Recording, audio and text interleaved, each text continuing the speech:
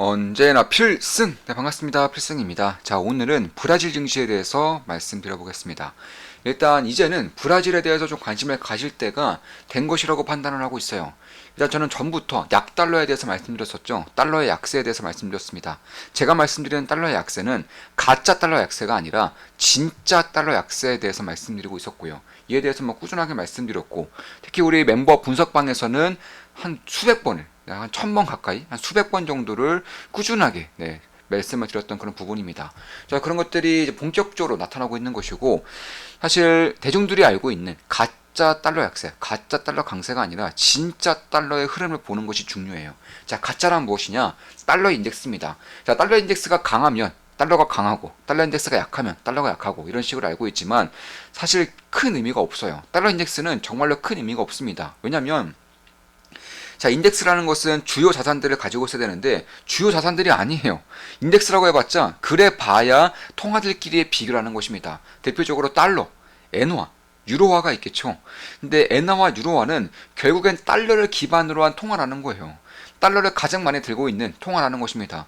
그러니까 달러의 방향성과 그렇게 달라질 수가 없어요. 달러가 약한데 홀로 언제까지나 강할 수가 없는 것이고, 달러가 강한데 홀로 언제까지 약해지기가 힘든 자산이라는 것입니다. 이에 따라서 달러 인덱스는 별 의미가 없는 그런 수치라는 것이고, 진짜 달러의 흐름을 보기 위해서는 달러와 대척점에 있는 것들을 봐야 한다는 것입니다. 대표적으로 귀금속이죠. 금, 은, 그리고 최근에 들어서는 안티달러로 불리고 있는 비트코인이라던가, 아니면 구리, 원자재, 철광석, 혹은 조금 더 이런 개념을 조금 더 확장시킨다면은 미국과 대척점에 있는 국가들, 대표적으로 신흥국이죠. 브라질, 중국, 이런 국가들도, 아니면 남미, 이런 국가들도 같이 봐야 한다는 것입니다. 그런 것들을 봤을 때 지금까지는 귀금속이라던가 원자재에 대한 강세가 두드러지고 있고요. 저는 향후 더 길게 본다면 이제는 다른 국가들로의 그런 확장도 지켜봐야 한다고 생각을 하고 있는 것입니다. 특히나 브라질 같은 경우는 세계에 이제 내로라 하는 그런 광산주들이 굉장히 몰려 있는 곳이죠. 광산이라던가 혹은 에너지라던가, 아니면 이쪽에 대한 그런 광산과 관련된 기업들, 채굴과 관련된 기업들, 혹은 미드스트림, 다운스트림, 이런 쪽들과 굉장히 밀접한 연관이 있기 때문에 그런 것들을 봤을 때 원자재가 강세가 될 때면 언제라도 강세로 돌아갈 수 있는 증시가 브라질 증시이기 때문에 저는 꾸준히 지켜봐야 한다고 보고 있습니다. 이미 저 같은 경우도 달러 약세를 이미 약세에 대비하면서 굉장히 좋은 수익을 내고 있는 것은 사실이에요. 네, 굉장히 큰 수익을 내고 있는 것도 사실입니다. 지금 보시면 제가 9월 15일, 작년 9월 15일에 분석해드린 글입니다. 브릭스의 금 수입이 심상치가 않습니다.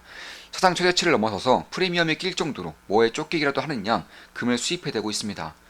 미국 채권 보유량이 줄어드는 것만큼 금을 수입하고 있으며 이자를 받지 못한다고 할지언정 높은 확률로 손실을 피할 수 없는 미국 장기채보다 낫다는 판단에 선 것으로 보입니다. 더불어서 현재로선 가장 유일한 안전자산이라는 점과 달러 대체 통화를 준비하고 있다면 지금의 행보가 이해가 안 되는 것도 아닙니다. 일각에선 중국이 사실 미국채 보유량을 줄이지 않고 있다는 의견들이 있는데 그리 생각하지 않습니다. 전에 워런 버핏의 채권 매수를 보며 말씀드렸었죠. 워런 버핏은 미국 채권의 투자를 늘렸다고 할 수 있을까요? 정말로 미국채를 산 것이라면 장기채를 사야지 왜 단기채를 살까요? 장기채와 단기채는 전혀 다르기 때문에 그렇습니다. 단기채는 매수했다고 해서 채권 보유량을 늘렸다고 할 수 없듯이 말입니다. 미국은 다른 나라의 단기채를 쓰이지 않은 걸 본 적이 있나요? 단기채 보유는 딱히 의미가 없기에 장기채만 주구장창 쓰이지 않은 것입니다. 상식적으로 지금 당장 달러 및 미국 채권을 대체할 수 없는 상황에서 다짜고짜 채권을 내던진다면 손해는 고스란히 본인들을 향할 것입니다. 그러니까 미국 장기채 보유량을 지속적으로 줄여가는 동시에 단기채를 매수함으로써 짧은 기간 내에 이자라도 받아야 하는 것이죠. 채권의 절대적인 양이 급속도로 줄어들면 환시장에도 문제가 생길 수 있으니 어느 정도 유지해야 하는 것도 맞고요. 심지어 중국은 5천만 달러 이상의 달러로 환전할 경우 일일이 인민은행의 승인을 받으라는 지시까지 내렸죠. 세계 1위의 무역 대국이 겨우 600억 원 남짓의 달러 구매도 쉽사리 허용하지 아니라는 것입니다. 그만큼 위안화 가치 방어와 탈달러의 진심이라는 의미로 해석할 수 있습니다. 이뿐만이 아니죠. 독일 중앙은행은 금을 제대로 가치 평가하여 재무적인 리스크를 줄이겠다고 하였고, 전세계 중앙은행들은 금 비중을 역대 최대치로 늘리고 있습니다. 전세계에 내로라 하는 금융 전문가들이 원하는 1순위는 달러도 아니고요, 미국채도 아니고 바로 금입니다. 네, 저는 작년 9월부터 꾸준하게 9월에도 꾸준히 말씀드렸던 부분이죠. 저 같은 경우도 골드바, 실버바에 투자하고 있는 것이고 매우 큰 수익을 내고 있습니다. 네, 정말로 큰 수익을 내고 있어요. 당연히 우리 멤버분들께 당연히 말씀드리면서 제가 심지어 저한테 질문을 주시면 제가 매수하는 방법과 혹은 매수하는 장소까지 다 말씀드렸죠. 아마 전국에서는 가장 저렴하게 가장 싸게 샀을 겁니다. 그 당시 기준으로 말이죠. 자, 약달러 고금리 고유가 약달러를 보고 있다고 말씀드리고 있습니다. 약달러 하나 남았군요. 그리고 이 퍼즐이 지금 막 맞춰지고 있는 것이죠. 골드바, 실버바 투자 중입니다. 몇몇 핵심 기업들 지켜보고 있습니다. 이렇게 말씀드렸고요. 자, 8월 4일에 우리 멤버분과 나눈 대화예요. 사부님, 궁금한 게 있습니다. 미국 장기채 금리가 위로 튀면서 정상화된다면 그 과정 중에서는 채권 금리가 올라가는 것이므로 달러의 매력도가 올라가서 단기적으로는 강달러가 될 수 있는 것으로 이해하는데 맞을까요? 안정화된 후에는 많이 풀린 채권으로 큰 약달러 흐름으로 가는 것이고요. 그게 상식적인 흐름이긴 합니다. 허나 미국의 펀더멘털에 문제가 생기면서 발생하는 채권 가치 하락은 얘기가 다를 수 있겠죠. 환율도 상대적인 것이니 말입니다. 핵심은 미국이 그리고 달러가 다른 국가들 및 원자재보다 강할 것이냐 약할 것이냐이고 저는 약할 것으로 보고 있습니다. 단기적으로는 연준과 미국을 향한 맹목적인 믿음으로 인해 강달러가 나타날 수는 있습니다. 달러 인덱스만 보고 판단해서 안 되겠군요. 감사합니다. 기존부터 잘 이해하고 심화된 상황에 대한 흐름도 찾아나가야겠군요. 맞습니다. 달러 인덱스라고 해봐야 달러 유로와 엔화죠. 유로화 및 엔화는 달러에 연동되어 있고요. 큰 의미가 있는 지표는 아닙니다. 거의 모든 시장 참여자들이 달러 인덱스만을 가지고 강달러다, 약달러다 얘기하다 보니 처음에 사부님 말씀이 많이 헷갈렸었네요. 그럴 수 있겠네요. 대중으로부터 한 발짝 떨어져서 바라보는 게 중요합니다. 자, 8월 31일 글이죠. 자, 더 커진 브릭스가 경제 1위 연합인 브릭스가 탈달러에 박차를 가하고 있습니다. 이제는 아예 새로운 통화 제안에 나서고 있군요. 명백한 미국 및 달러의 권위에 도전이라고 할 수 있습니다. 기사의 핵심 내용입니다. 핵심 내용을 올려드렸지만 1독을 권합니다. 만약 새로운 통화가 만들어질 경우 보증 기반으로 금, 은, 기금속은 높은 확률로 편입될 것입니다. 골드바, 실버바 투자 중입니다. 관련 핵심 기업들 및 ETF 매일같이 지켜보고 있습니다. 변곡점 및 지지라인 확인 시 투자할 수 있습니다. 이렇듯 우리 멤버분들은 사실 거의 대부분이 골드바, 실버바에 투자하고 계실 거예요. 그리고 굉장히 큰 수익을 내고 계실 겁니다. 이미 골드바에는 프리미엄이 끼고 있어요. 대한민국 같은 경우도 지금까지는 중국과 인도 정도의 골드바에 프리미엄이 꼈었다면은 이제는 한국도 골드바에 프리미엄 끼고 있습니다. 국제적인 시세보다 대략 한 3%가량 비싸게 팔리고 있어요. 그러니까 비트코인에 프리미엄이 끼는 것처럼 금에도 프리미엄이 끼고 있는 것입니다. 이건 염두에 둘 필요가 있어요. 만약에 약달러가 이제 본격화 될 경우에는 혹은 이제 ETF에 대한 금융 상품에 대한 불안 혹은 우려가 커지면 커질수록 실물금, 실물은에 대한 프리미엄은 가면 갈수록 계속적으로 커질 겁니다. 이런 부분들은 반드시 참고할 필요가 있습니다. 자, 8월 10일 글입니다. 자, 기사의 핵심 내용입니다. 자, 달러와 금 모두 필요하지 않다. 통화를 금에 고정하는 현명함만 필요하다. 달러 인플레이션율이 상승한다면 브릭스 통화가 금에 고정된 방식에 따라 통화의 가치가 더 높아질 것이라고 덧붙였다. 네, 필사단 오픈 모임 때 이런 말씀을 드렸었죠. 러시아가 자국의 원유를 루블화나 위안화를 받고 팔고 있는데 만약 실물금 혹은 실물금과 연동되는 통화, 예를 들어서 브릭스 통화가 있을 수 있죠. 를 받고 판매할 경우 수입국들은 실물금의 양을 늘릴 수밖에 없다. 이 경우 데이터로만 갖고 있던 금 파생 상품을 실물금으로 인도받아야 하는데 과연 월가는 파생 상품으로만 팔아잡게 된 금을 진짜로 가지고 있을 것인가? 에너지를 넘어 중국 공산품이라면, 사우디의 에너지라면, 아프리카 각지의 원자재라면, 지금이야 러시아의 원유만 이런 식으로 판매가 되고 있지만 만약에 이런 것들이 중국의 공산품, 사우디의 에너지, 아프리카의 원자재까지 확대될 경우 과연 달러의 가치가 어떻게 될 것이라는 것입니다. 제가 말씀드린 달러의 가치는 다른 통화 대비 가치가 아닙니다. 실질적으로 달러와 대척점에 있는 그런 실물자산 대비해서 달러의 가치를 말씀드리는 거예요. 생각해볼 문제입니다. 약 2년 전 괜히 은 ETF에서 실물 은을 인도하겠다는 조건을 소리소문 없이 지워버린 게 아닐 것입니다.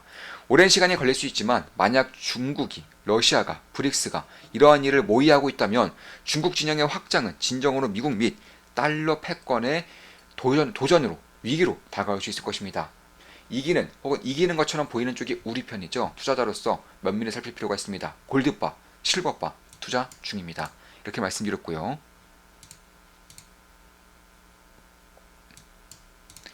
자, 그리고 제가 이제 올해 3월 2일에 이제 골드바, 실버바뿐만 아니라 이제 금광주, 은광주에 대해서도 좀 분석을 좀 해드렸어요. 지금 보시면 자, 이런 식으로 GDX 그리고 SIL을 3월 2일에 분석해드렸습니다. 이런 차트 분석이죠. 기술적 분석을 통해서 해드렸고요.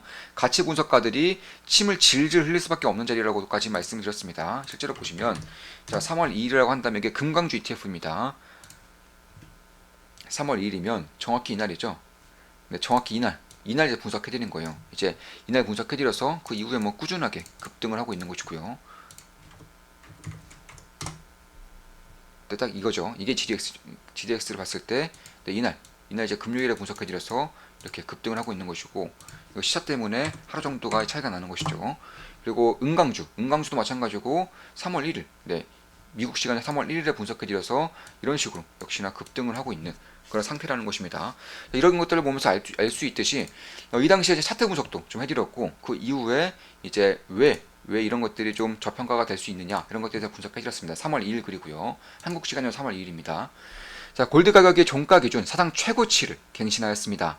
꾸준히 말씀드리고 있죠. 탈달러 그리고 달러 약세, 인플레이션까지 안티달러의 대표격이라고 할 수 있는 금 그리고 비트코인이 수혜를 받지 않을 수 없는 영역으로 진입하고 있는 것으로 판단합니다. 각각 금광주, 주봉 및 은광주 ETF 월봉입니다. 신고가를 갱신하고 있는 골드와 야금야금 저점을 높여가고 있는 실버 대비 처참할 정도의 흐름이죠. 표면적인 이유로 정치적인 이슈 및 채굴 비용 증가 등의 노이즈가 끼고 있지만 말 그대로 표면적인 이유일 뿐입니다. 핵심은 공급이 수요 대비 부족해지고 있다는 것입니다. 지금이야 채굴 비용 증가로 인해 수익성이 악화되는 것처럼 보일 수 있겠지만 말입니다. 비트코인이든 원자재든 귀금속이든 채굴자들이 바보가 아니죠. 봉사자는 더더욱 아니고요. 채굴 비용의 수익보다 크면 자연스레 공급을 줄이거나 파산하거나 인수됩니다.